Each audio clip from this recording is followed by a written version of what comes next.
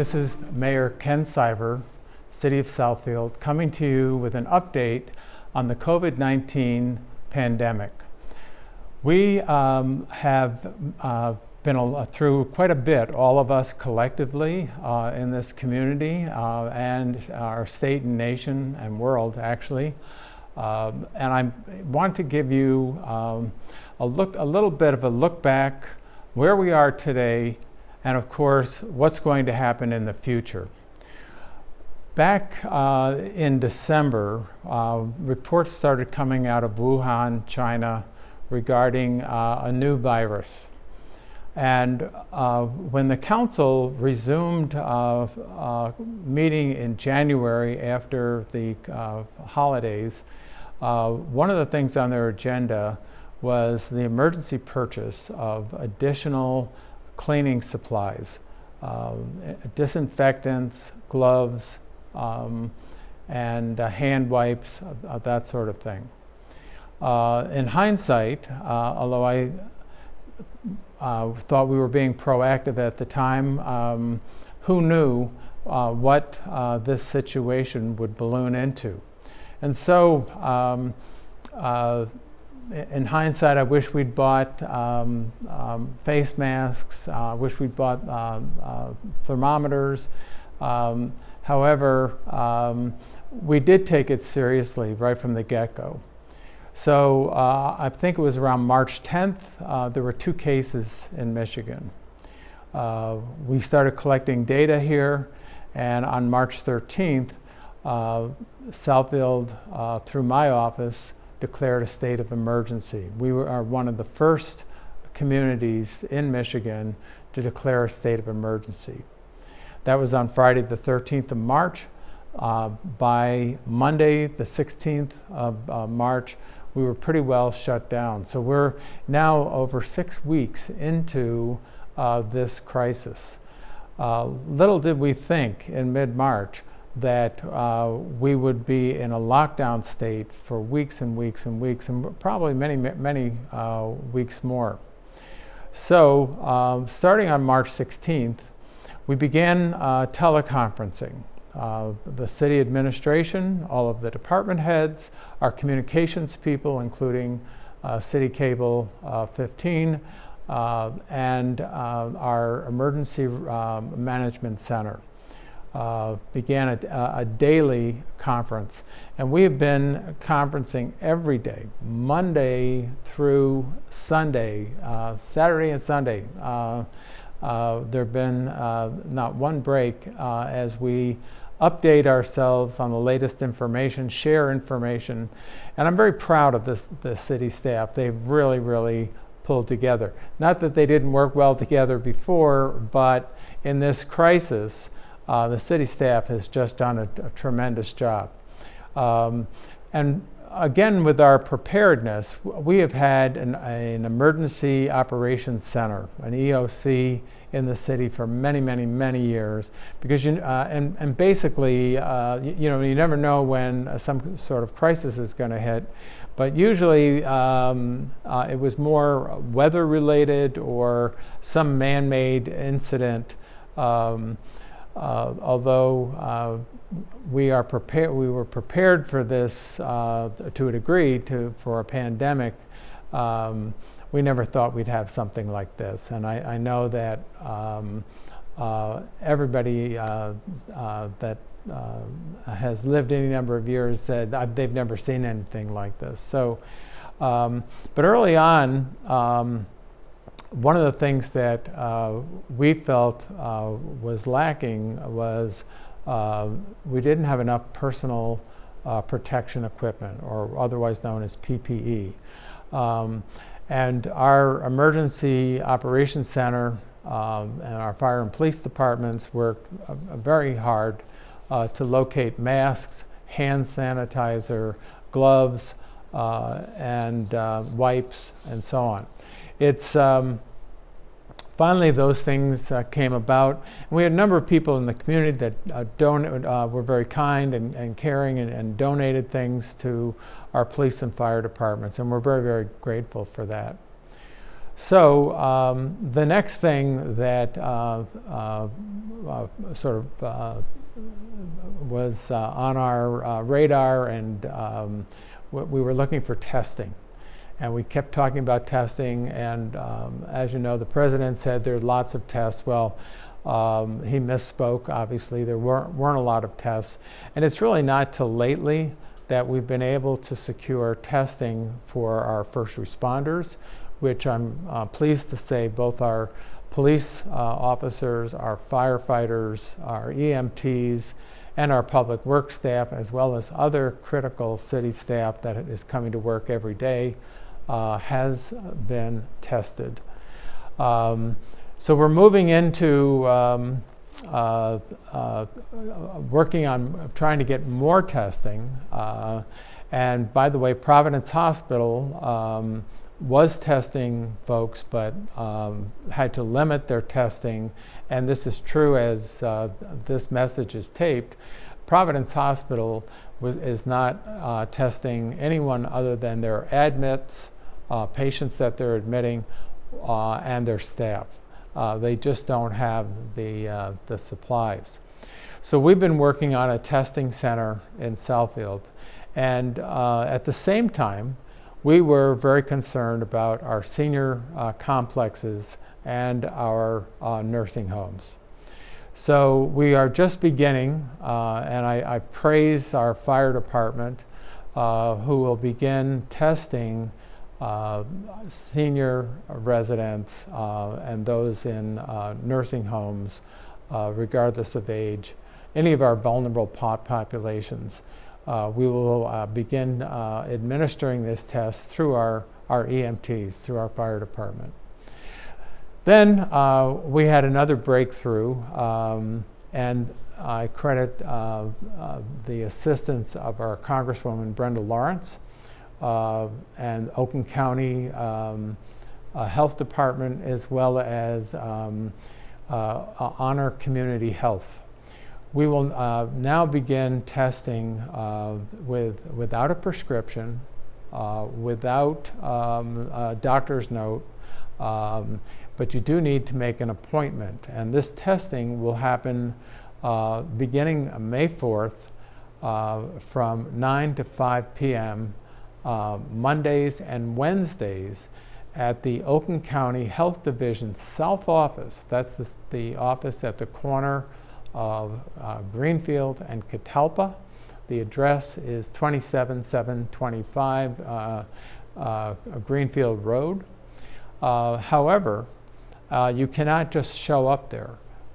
You must call first. So there's a phone number that I'm going to repeat, and it'll flash on the screen as well. 800-848-5533. Again, that's 800-848-5533. Now, who may be tested?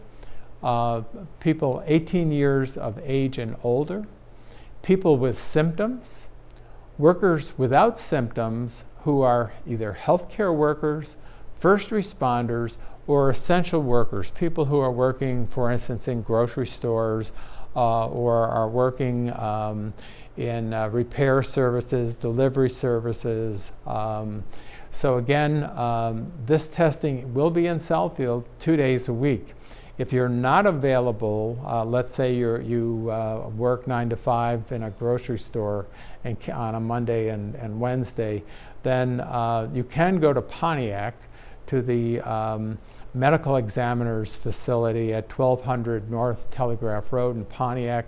And those, the hours are the same, 9 to 5, and those are Tuesday and Thursday. So Monday and Wednesday in Southfield, Tuesday and Thursday in Pontiac.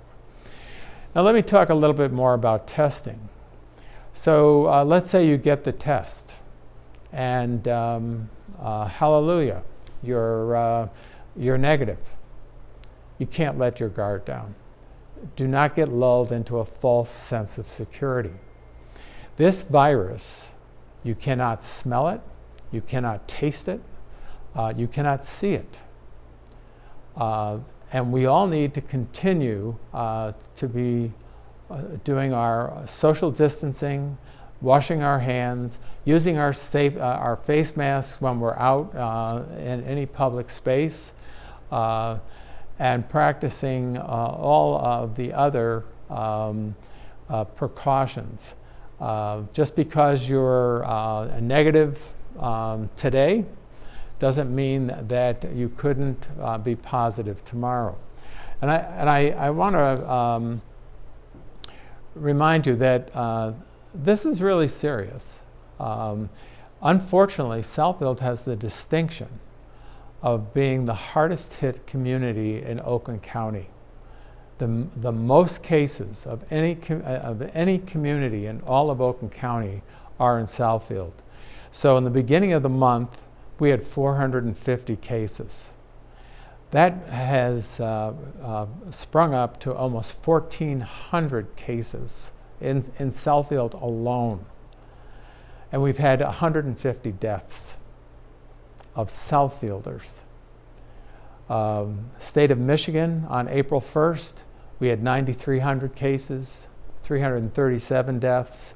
Today, we have over 3,400 deaths and well over 38,000 cases. We are not out of the woods. I can't stress this enough. And honestly, I was dismayed on Easter Sunday to see the amount of visiting that was going on in Southfield. I saw people coming over as if it were any other Easter, and we're coming up on Mother's Day. And as much as we all love our moms,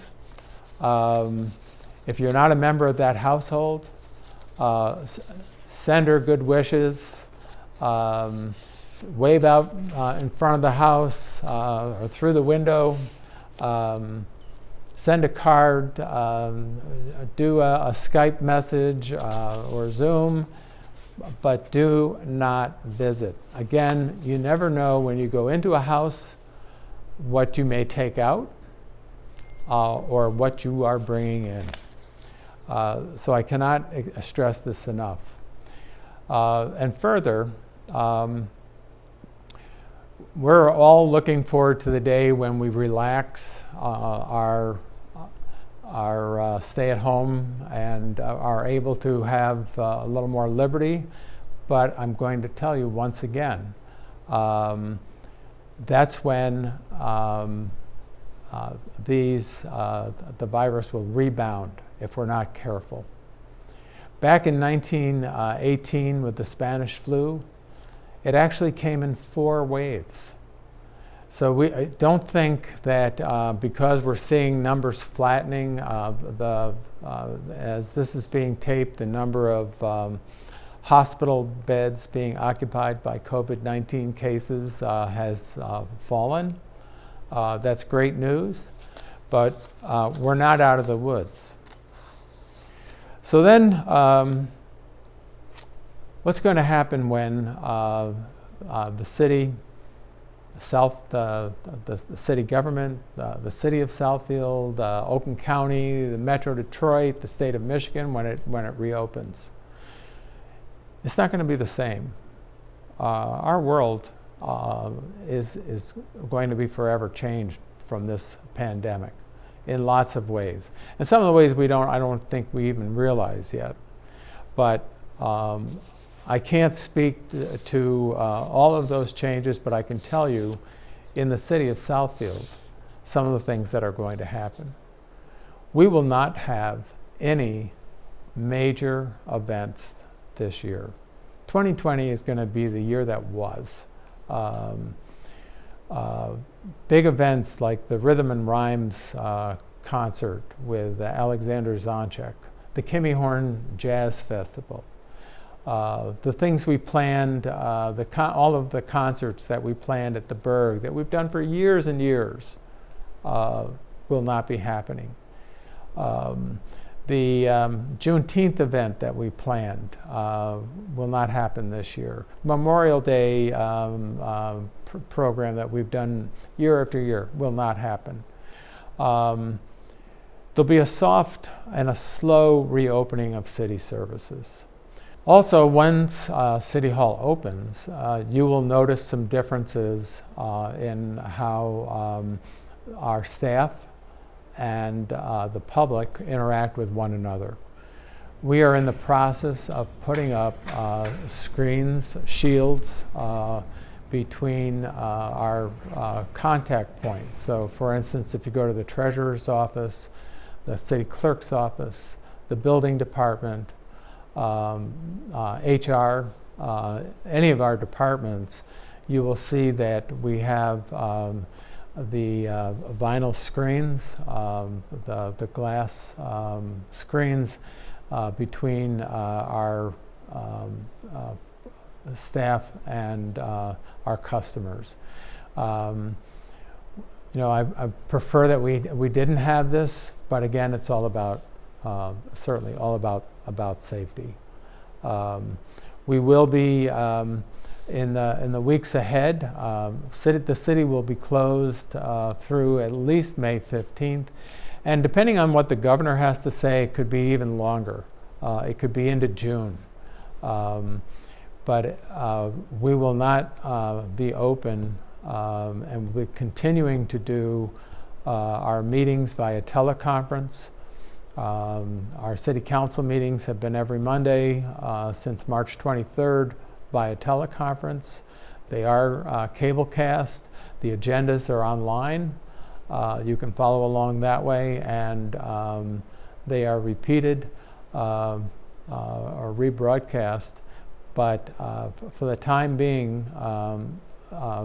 critical meetings of the Planning Commission, some of our boards, and the City Council will be by teleconference.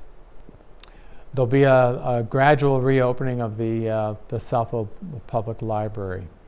The library, when they deem it safe, it could be weeks from now, will start opening only through the drive-in window. The parks and rec facilities, most of them will continue to be closed through the month of May and perhaps into June and beyond June. We don't know exactly everything that will not happen, but it's very likely that all of our summer programs, including camp, perhaps the swimming pool, will not reopen this year.